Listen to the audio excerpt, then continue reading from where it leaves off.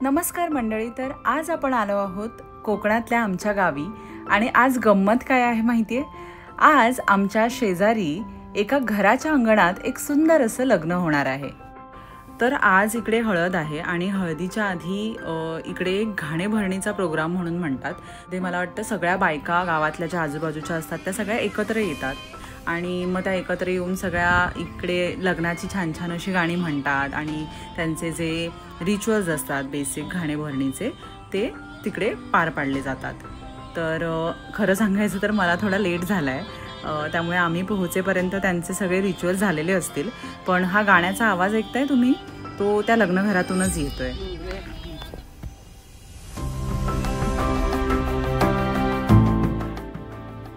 खरं तर हा खूप एक वेगळा एक्सपिरियन्स असणार आहे.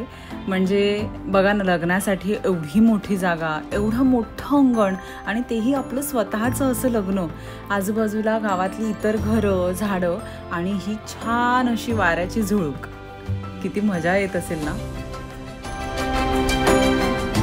हे बघा, तर हे आहे वधूचं म्हणजेच आपल्या नवरीचं घर आणि याच अंगणात तिचं लग्न होणार आहे. आणि डेकोरेशन पण किती नॅचरल आहे बघा ना. आणि आपल्या या नवरीबाई आलेल्या आहेत. तर आता हळदीचा प्रोग्राम सुरू होणार आहे. किती छान एंट्री घेतली आहे.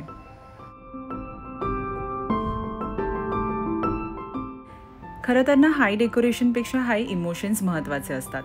म्हणजे इथे प्रत्येक गोष्टीत एक भाव असतो आपलेपणाचा.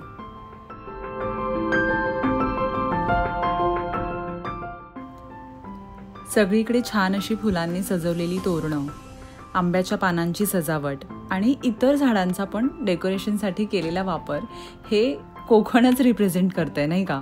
म्हणजे विलेज लाईफ कोकणचं कसं असतं हे या सगळ्यातून दिसून येते आणि आपण निसर्गाच्या किती जवळ आहोत हे सगळं यातून दिसून येते अगदी.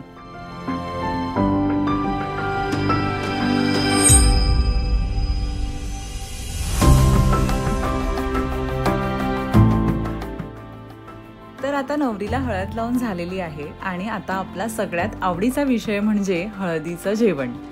आणि खाण्याबद्दल बोलायचं झालं तर इथे जेवण पण अगदी गावरान बरं का. म्हणजे असा गरम गरम वाढलेला भात आणि हळदीचं स्पेशल असं चिकन. तर आता आम्ही दुसऱ्या दिवशी सकाळी या लग्न मंडपात आलेलो आहोत. म्हणजे काल आपण हळदीसाठी ज्या ठिकाणी आलेलो होतो त्याच ठिकाणी, त्याच अंगणामध्ये नवरीच्या घरासमोर हे लग्न लागणार आहे. आणि तुम्ही इथे बघू शकताय की काल हे डेकोरेशन तेवढं झालेलं नव्हतं, पण आता रात्रभरात आणि सकाळपासून हे डेकोरेशन इतकं सुंदर रेडी झालेलं आहे ना की मला वाटतं की मुंबईचं लग्न यासमोर काहीच नसावं.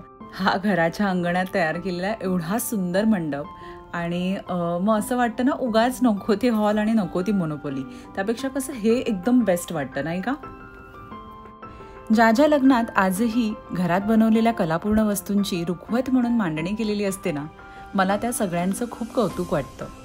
म्हणजे आपल्या वर्षानुवर्षे चालत आलेल्या या सगळ्या गोष्टी पुढेही पिढ्यानपिढ्या चालत राहाव्यात असं मला खरंच खूप मनापासून वाटतं.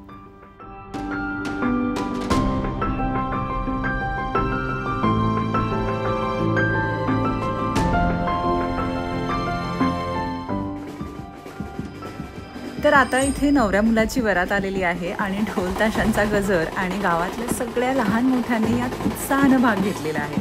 फक्त आनंद आणि उत्साहाने भरलंय ना हे सगळं.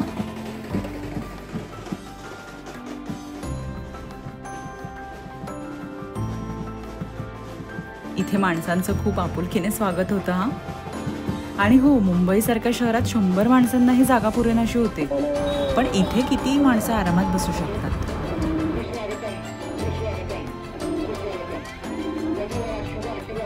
मुंबईत छोटासा हॉल बुक करायचा म्हणजे ती गर्दी आणि नको तेवढा स्ट्रेस, पण इथे निसर्गाचा आशीर्वाद, मनमोकळं वातावरण आणि खूप सारं समाधान आहे.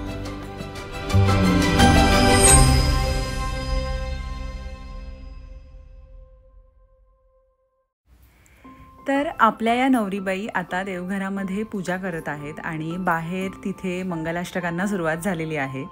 तर आता अगदी आपल्या घराचा उंबरठा ओलांडून या मंडपात जायचं आहे लग्नासाठी आणि त्या नवरीच्या मनामध्ये काय चाललं असेल हे मी समजू शकते आणि खरंच खूप इमोशनल मुमेंट आहे ही। आणि नवरीचे मामा तिला घेऊन येत आहेत आणि आता ती नवरी लग्नासाठी बोल्यावर उभी राहणार आहे।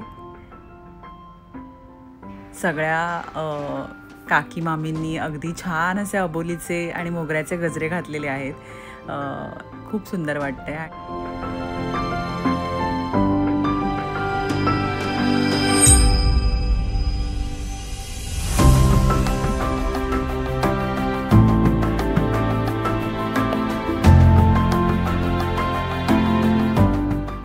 मला वाटतं मी याआधी कोकणातली अशी 2-3 लग्न अटेंड केलेली होती, पण या लग्नामध्ये ना मला ही एक गोष्ट नवीन बघायला मिळाली की लग्न लागल्यानंतर नवरा नवरी जे असतात ते असे पूर्ण हॉलमध्ये म्हणजे जी लग्नाची जागा आहे तिथे सगळ्यांच्या बाजूने असे पूर्ण फिरून येतात, म्हणजे मग प्रत्येकाचे आशीर्वाद त्यांना घेता येतात। आणि तुम्ही बघताय लोक कशी त्यांच्या डोक्यावर अशी अक्षता टाकून त्यांना वधूवरांना नवीन वाटचालीसाठी त्यांच्या नवीन आयुष्यासाठी असे खूप खूप आशीर्वाद देत आहेत।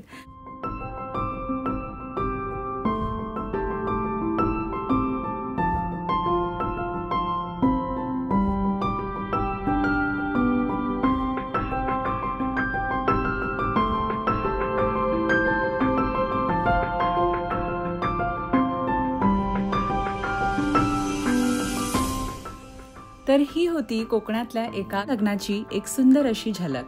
तुम्हाला आवडलं असेल तर नक्की शेअर करा आणि चॅनलला सबस्क्राईब करा। तोपर्यंत आम्ही लग्नाचं जेवण घेतो। बाय।